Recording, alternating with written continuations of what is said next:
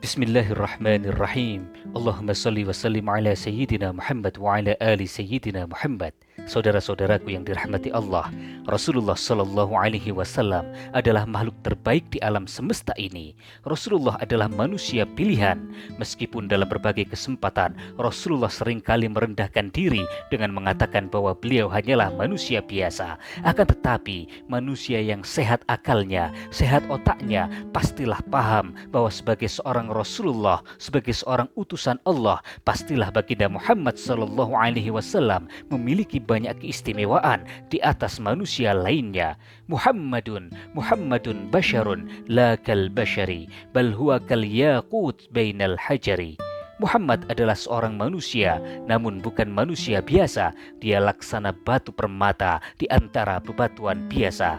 Rasulullah adalah permata yang memancarkan cahaya berkilauan, sedangkan manusia, kita adalah bebatuan biasa yang gelap dan hitam legam, tidak bisa memancarkan cahaya. Bukan hanya penduduk bumi yang takjub dan memuji kemuliaan pribadi Rasulullah, bahkan penduduk langit, yaitu para malaikatnya, sangat takjub dengan kemuliaan akhlak Rasulullah.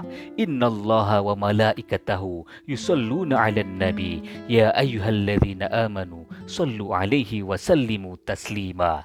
Sesungguhnya Allah dan para malaikatnya bersolawat untuk Nabi. Wahai orang-orang yang beriman, bersolawatlah kamu untuk Nabi dan ucapkanlah salam dengan penuh penghormatan kepadanya. Saudara-saudaraku yang dirahmati Allah, akhlak dan kepribadian Rasulullah melampaui nalar manusia pada umumnya.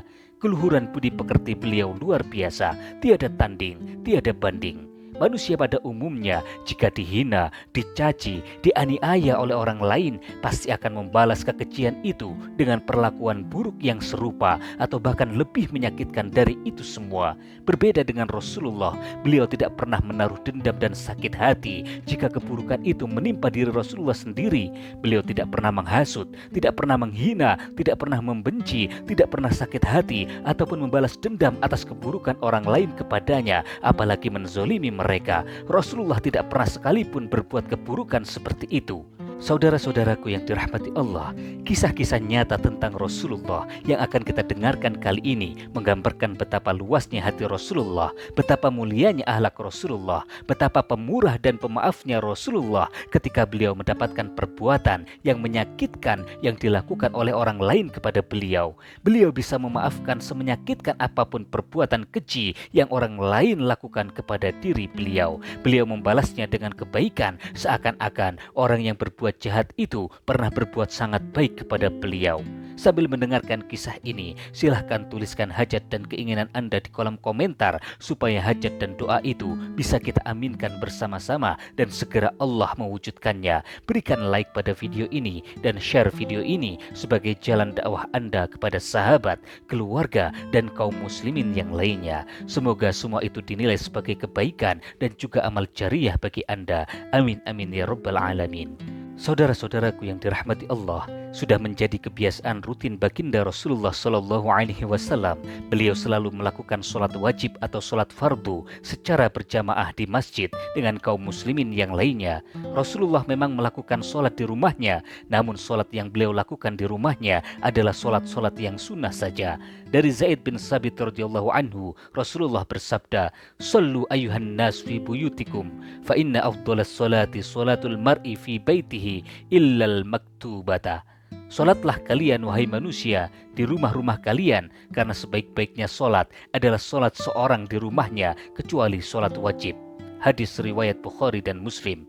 Hadis di atas menunjukkan bahwa sebaik-baiknya solat fardu itu dilakukan secara berjamaah di masjid. Saudara-saudaraku yang dirahmati Allah, di dalam perjalanannya menuju ke masjid, Rasulullah Shallallahu Alaihi Wasallam biasanya melewati rumah-rumah penduduk. Beliau seringkali mengalami kejadian yang menurut ukuran standar manusia adalah kejadian yang sangat menjengkelkan. Rasulullah pernah dilempari kotoran binatang. Rasulullah pernah dihalang-halangi jalannya dengan duri, namun Rasulullah tetap sabar dan tetap tenang. Ada kejadian sangat menjengkelkan yang secara rutin dilakukan oleh seorang wanita kafir yang sudah sangat tua. Wanita itu sangat sering meludahi Nabi. Ia mencacinya dengan perkataan-perkataan dan umpatan-umpatan yang buruk dan keji. Hal itu dilakukannya hampir setiap hari. Akan tetapi tidak tampak sedikit pun kebencian di wajah mulia baginda Nabi. Rasulullah tidak marah diperlakukan seperti itu. Malahan Rasulullah tersenyum ke arah wanita tua itu sambil membersihkan air ludah berlendir kental dan berbau busuk yang sangat menyengat yang menempel di wajah dan pakaian Rasulullah. Selama bertahun-tahun, hampir setiap hari Rasulullah diperlakukan seperti itu oleh si wanita tua. Hingga suatu ketika Rasulullah kembali melewati rumah itu. Rasulullah tidak mendapati wanita tua itu melakukan aksinya seperti biasanya. Seperti ada yang janggal dan aneh. Dengan rasa penasaran di dalam hati, Rasulullah kemudian bertanya kepada tetangga si wanita tua itu, "Wahai Fulan, kemana perginya wanita itu?" "Wanita manakah yang kau maksud, wahai Muhammad?"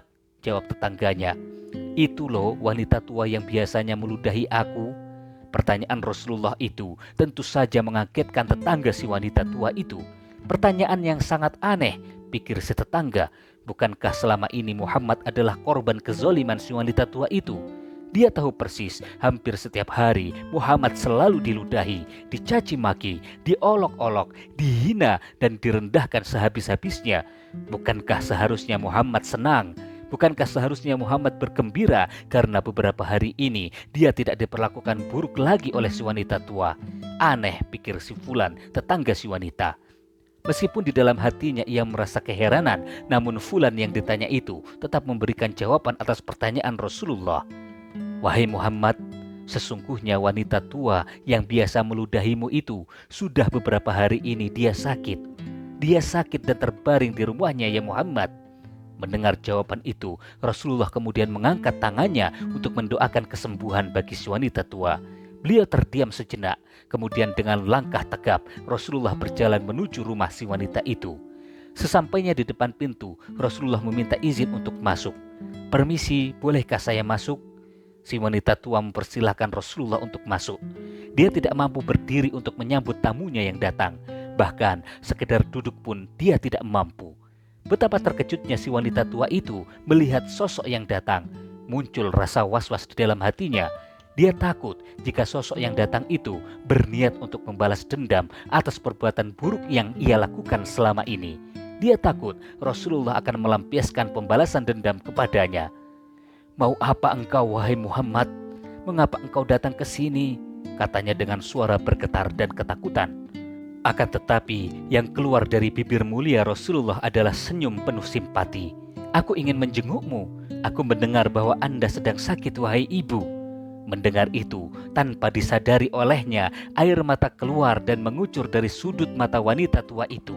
Ia kaget bercampur haru. Sama sekali dia tidak menyangka orang yang pertama kali datang untuk menjenguknya ketika sakit tak berdaya adalah orang yang setiap hari ia perlakukan dengan sangat buruk. "Betapa agung budi manusia ini," katanya dalam hati. "Setiap hari aku ludahi dirinya, aku caci, aku hina, aku fitnah. Akan tetapi justru dialah orang yang pertama yang datang di saat aku sakit, di saat aku membutuhkan pertolongan, di saat tidak ada satupun teman, sahabat, dan saudara yang datang menjengukku," ucap wanita tua itu lirih. Dengan malu-malu dan penuh rasa haru, wanita itu kemudian bertanya, "Wahai Muhammad, kenapa engkau menjengukku? Padahal setiap hari aku melakukan keburukan kepadamu." Rasulullah menjawab dengan tersenyum. Kemudian Rasulullah berkata dengan sangat rendah hati, "Wahai ibu, aku sangat yakin engkau meludahiku, engkau berbuat buruk kepadaku semata-mata karena engkau belum mengenal Islam, sehingga engkau belum tahu tentang kebenaran risalahku. Jika saja engkau tahu, maka pastilah engkau tidak akan pernah lagi melakukan keburukan seperti itu." Mendengar ucapan Rasulullah, wanita tua itu sangat malu. Ia berderai air mata. Ia merasa tersanjung dan merasa haru. Dengan menguatkan hatinya, wanita itu kemudian terdorong untuk memberanikan diri menjemput hidayah. "Wahai Muhammad, mulai saat ini aku akan setia dan mengikuti ajaranmu. Asyhadu an la ilaha illallah wa asyhadu anna Muhammadar Rasulullah." Si wanita tua itu mengikrarkan dua kalimat syahadat sebagai bentuk penyerahan diri kepada Allah dan Rasulnya, pengakuan bahwa tidak ada satupun yang layak disembah kecuali hanya Allah dan Muhammad adalah benar-benar Rasulullah. Masya Allah, Allahu Akbar. Saudara-saudaraku yang dirahmati Allah, Di zaman Rasulullah Shallallahu Alaihi Wasallam ada seorang Yahudi bermata buta yang setiap hari duduk di pasar kota Madinah. Yahuda itu selalu mengejek Rasulullah. Ia selalu mengatai Rasulullah sebagai tukang sihir karena Rasulullah berhasil membuat banyak orang masuk Islam. Ia mengatai Rasulullah sebagai orang gila karena ajaran Rasulullah berbeda dan bertentangan dengan keburukan yang sering dilakukan oleh orang Mekah dan Madinah yang jahiliyah itu. Lelaki Yahudi yang buta itu tidak pernah absen dan berhenti menghina serta melabeli Rasulullah dengan beragam julukan yang keji. Orang-orang kafir yang mendengar ejekan itu tertawa senang. Mereka merasa puas, mereka terbahak-bahak tertawa lalu memberikan sedikit uang kepada Yahudi buta itu. Rasulullah Shallallahu Alaihi Wasallam tidak pernah meladeni ejekan Yahudi buta itu. Setiap pagi Rasulullah malah datang ke pasar sambil membawa makanan untuk diberikan kepada Yahudi buta tersebut. Bahkan Rasulullah Shallallahu Alaihi Wasallam terbiasa menyuapkan makanan ke mulut si Yahudi buta yang terus-menerus menghina Muhammad dan mendoakan kejelekan untuk Muhammad yang sedang menyuapinya itu. Hal itu Rasulullah lakukan hingga menjelang Rasulullah wafat. Setelah Rasulullah wafat, maka tidak ada lagi orang yang datang dengan membawakan makanan, apalagi menyuapkan makanan ke mulut si Yahudi buta itu. Hingga pada suatu hari, Abu Bakar radhiyallahu anhu berkunjung ke rumah putri beliau, yaitu Sayyidah Aisyah radhiyallahu anha, istri Rasulullah sallallahu alaihi wasallam. Abu Bakar kemudian bertanya kepada Aisyah tentang sunnah Rasulullah yang belum pernah Abu Bakar kerjakan. Aisyah kemudian menjawab, "Wahai ayahanda, engkau adalah seorang ahli sunnah, orang yang menjalankan sunnah Rasulullah. Sepertinya hampir tidak ada sunnah yang belum ayah lakukan kecuali satu sunnah saja," kata Aisyah. Dengan penuh penasaran, Abu Bakar kemudian bertanya, "Sunnah apakah itu, wahai putriku?" Sayyidah Aisyah kemudian menjawab, "Wahai ayah, setiap pagi Rasulullah pergi ke pasar. Beliau pergi dengan membawa makanan untuk diberikan kepada seorang pengemis Yahudi buta yang biasa duduk di ujung pasar sana. Keesokan harinya, Abu Bakar pergi ke pasar. Ia paham betul mana Yahudi buta yang dimaksud oleh putrinya.